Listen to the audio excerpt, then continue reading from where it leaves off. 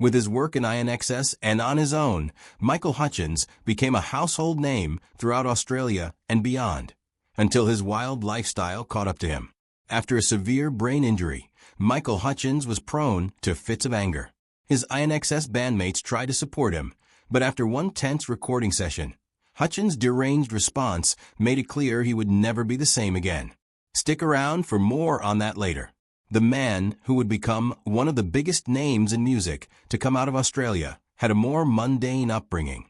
Before he was selling out concerts and partying with A-listers, Michael Hutchence was born in Sydney, the younger of two siblings to a makeup artist and a businessman in 1960. He didn't spend his whole life down under though. While Hutchence was still young, the family drastically changed their lives. After moving to Brisbane for a few years in line with his father's business, they packed everything up and left for Hong Kong. Even this early on, he showed skill in other prospects. Had he not been a singer, Hutchence could have been an athlete, if something hadn't cut his career short. While in Hong Kong, he started exhibiting a great talent for swimming, which might have led him somewhere if he hadn't severely broken his arm. Despite this loss, he began displaying a different talent. Although he had an athlete's aptitude, it later became clear that Hutchence also possessed an artist's spirit. During these early years, he grew to love poetry, which turned into songwriting. This led to a substantial first gig for someone so young. His first gig was performing a song in a toy commercial, albeit for a local store. Never once for stagnancy, the family moved once again. While his family may have enjoyed themselves in Hong Kong, there's no place like home. In 1972, the Hutchence moved back to Australia, settling into a place in the Belrose suburb of Sydney. This was a good decision, otherwise, INXS may not exist.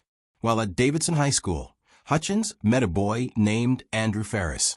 After the latter had stopped a fight from happening, the two became fast friends. Fortunately, they had a common interest. As they became friends, Michael Hutchence and Andrew Farriss bonded over their love of music. Hutchence would often go over to Andrew's house to jam, mostly with Andrew's brothers, John and Tim. However, they didn't stop there. Andrew and his brothers were clearly impressed by Hutchence' musicality, so they asked him to join their band. Already consisting of the three brothers, along with several classmates and friends, including bassist Gary Beers, the band went by Dr. Dolphin. While they were joining together, two other people in Hutchence' life were doing the opposite. In 1975, his mother and father separated, and he went to California with his mom and older half-sister. While Hutchence was gone, Andrew, John, and Tim formed a different band, aptly named the Farriss Brothers. Andrew was on keyboards, Tim was lead guitar, and John was on drums. Still, the group wasn't complete yet. Thankfully, Hutchence eventually returned to Sydney, where he met up with the Farrisses. They received him with open arms, and he joined the band once again on vocals. Around the same time, Gary Beers joined back up on bass, and a boy named Kirk Pendley joined on guitar and saxophone. It wasn't long until they made themselves known to the world. It was the same year, in 1977, that the Farriss brothers got their first official gig. On August 16th, they performed at a Sydney suburb called Whale Beach, debuting their music for the masses. Shortly after this, they started going by a different name. While they began as the Farriss Brothers and would later find their true name, they spent a bit of time being called the Vegetables. This wasn't just a name, as they also regularly played their song, We Are the Vegetables. Eventually, they took their final form. The members of the Vegetables were fans of another Australian rock band called Midnight Oil and knew their manager personally. In fact, this is how they learned of a suggestion from one of Midnight Oil's crew for them to rename to INXS, inspired by the names of another group called Ecstasy and a jam company called IXL. After this, they truly hit the ground running.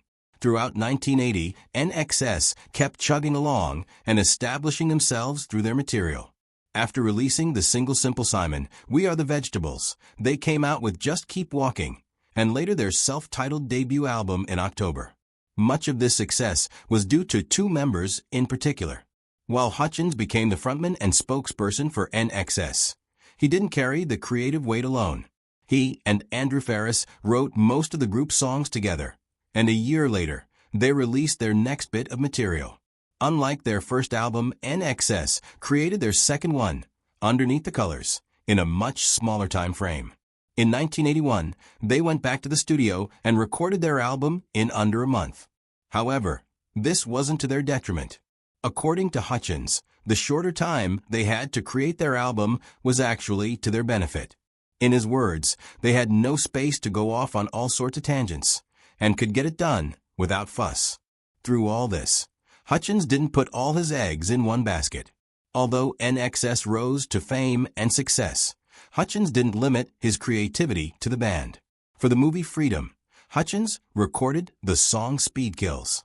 He released this in 1982 as his first solo single. After a few years, Hutchence would move beyond just singing for films. By 1986, Hutchence was able to add actor to his resume. For the film Dogs in Space, the writers wrote the lead character with him in mind. Hutchence starred in the movie, which followed a group of misfit friends sharing a house. Thankfully, this change to acting didn't take away from his music. Although this was Hutchence's debut acting gig, he couldn't stay away from the musical side of production. Apart from playing a musician in Dogs in Space, he worked on 4 songs for its soundtrack. Later that year, the band's management pushed them into another long gig. Just as their fame continued to surge, those in charge barely allowed INXS any time to take a break. Even while they were supposed to be resting for 8 months, their management signed them up for the Australian-made tour toward the end of 1986. While performing all over the place and meeting different people, Hutchence ran into a familiar face. Since the Australian-made tour featured several musicians from down under, Hutchence ran into an old friend. Having been close to singer Chrissy Amphlett, the two were able to catch up and chat. Amphlett described Hutchence as a sweet man and revealed he wanted to have a child with her. It was shortly after this that INXS made its biggest leap so far. INXS was already a well-known group in Australia, but in 1987, their reputation expanded. With the release of their album Kick, the band entered the heights of global favor as it reached the top of the charts in various countries, from the UK to the US. It also spawned one of their most iconic songs, Need You Tonight. Part of the band's popularity was due to Hutchence's performance. According to the Book of 1001 Songs, many praised the single Need You Tonight as strangely alluring. In Toby Cresswell's opinion, while the song's lyrics were basic, Hutchence's performance had a subtle hypnotism, cementing INXS as a sexy and funky rock band. Everyone loved them, and it showed when it came to award season. Illustrating their worldwide fame, when the MTV Video Music Awards came around in 1988, INXS's name came up several times. The music video for Need You Tonight allowed them to take home 5 awards. Outside of INXS, Hutchence found fame with a different group as well. As the next year rolled around, Hutchence collaborated with Ollie Olsen, whom he had previously worked with on Dogs in Space. They formed the band Max Q, releasing one self-titled album and a few singles from 1989 to 1990. Through this new avenue, Hutchence displayed a new side of himself. While his time with Max Q wasn't long, Hutchence was able to use the project to show another side of his personality. Fans and critics praised the music for its darker tone, having been influenced by Hutchence since most of it came from him. This led to even more acclaim from listeners worldwide. Beyond showing Hutchence's darker side, the album Max Q made a lasting impact on Hutchence's personal legacy. Many raved about the album's innovation, especially his extraordinary performance. However, he was also loved by someone else, who served as an inspiration for his work in INXS. In 1990, INXS released the hit single Suicide Blonde, which stemmed from a personal inspiration of Hutchence. He was dating another Australian singer, Kylie Minogue, about whom he and Andrew Farriss wrote the song. The title referenced how Minogue had described her appearance when she acted in The Delinquents. Like his girlfriend, Hutchence would continue with his on-screen work. Also that year, the film Frankenstein Unbound was released and featured Hutchence in his second film appearance. He played Percy Shelley, the husband of Frankenstein's author, Mary Shelley. All of these things paid off, and the public loved him. With the arrival of the 1991 Brit Awards, INXS won the award for Best International Group, but they weren't the only ones honored. Hutchence won Best International Male Solo Artist, having been up against John Bon Jovi and Prince. But following this, it seems the public had enough of INXS. In November 1993, INXS released the album Full Moon, Dirty Hearts to a somewhat lackluster reception. Around the world, the success of the album and the group itself declined, allowing them to take a step back. Still, for other reasons, the public eye remained on Hutchence. Although the rest of the band took their moment of diminished fame as an excuse to rest and spend time at home, Hutchence refused. Apart from working on a solo album, the media kept him relevant due to the various women he dated. This was no list of nobodies, mind you. Hutchence's personal life was just as fast-paced as his professional life, and the press were all over it. Beyond Kylie Minogue, the media followed his relationships with singer Belinda Carlisle, the model Helena Christensen, and actress Kim Wilson. Aside from his dating life, he started to gain a different sort of notoriety. As his career continued, Hutchence's lifestyle became more scrutinized by the media, who labeled him the wild man of rock. Much of this was due to his public use of illicit substances and his tendency to get into brawls. One such altercation had more of a lasting effect. Everyone knew of Hutchence's belligerent attitude, but one incident was worse than the others. In 1992, an angry taxi driver pushed him down in Copenhagen, during which Hutchence fractured his skull on the pavement. Following this, he didn't take the proper measures. The smart thing to do with injuries, especially head injuries, is to see a doctor as soon as possible. In Hutchence's case, however, he ignored his fracture for multiple days before finally getting it checked out. Sadly, this delay had its consequences. Once he visited a doctor, Hutchence found out that he had suffered from severe brain damage. While he would recover, the damage led to him losing almost all of his senses of taste and smell. As those around him would see, this injury took a larger toll. As he made his slow recovery following the injury, his demeanor seemed only to decline. He was prone to fits of anger, between which he would suffer from extended periods of depression. Luckily, he soon met someone who made him at least a little happier. In the latter half of the 1990s, Hutchence found another girlfriend in someone he had known for a while. TV personality Paula Yates met Hutchence in 1985, and about 10 years later entered a relationship with him. Their relationship was kept secret, but not for long. Although Paula Yates got together with Hutchence, the two tried to keep quiet. Still, they were under suspicion, which wasn't made any better when she interviewed the singer in 1994. The public soon found out about the relationship, which was all the more unseemly. Hutchence's romances had always been the subject of gossip, but his relationship with Yates was especially scandalous.